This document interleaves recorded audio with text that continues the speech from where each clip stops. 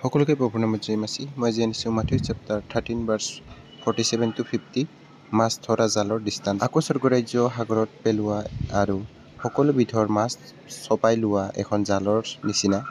সেই জাল ভৰিলত মানুহবিলাকে বামলৈ তুলি তাতে বহি ভালবোৰ চপাই পাত্ৰত ৰাখি বেয়াবোৰ পেলাই দিলে।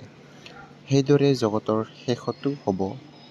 স্বৰ্গদূতবিলাকে আহি ধাৰ্মিকসকলৰ মাজৰ পৰা দুষ্টবোৰক পৃথক কৰি সিহঁতক অগ্নিকুণ্ডত পেলাব।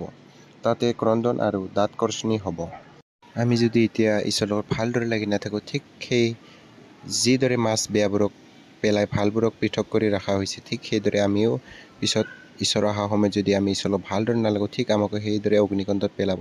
সেইকাৰণে আহক আমিও প্ৰভুৰ লগত ভালদৰে লাগি থাকোঁ, কিয়নো আমিও বেয়া বস্তুবোৰ কেতিয়াও আমাৰ লগত নাৰাখিম আৰু আমি পাতান বস্তুবোৰ কেতিয়াও আমি ভঁৰালত চপাই কিনে নাৰাখিম।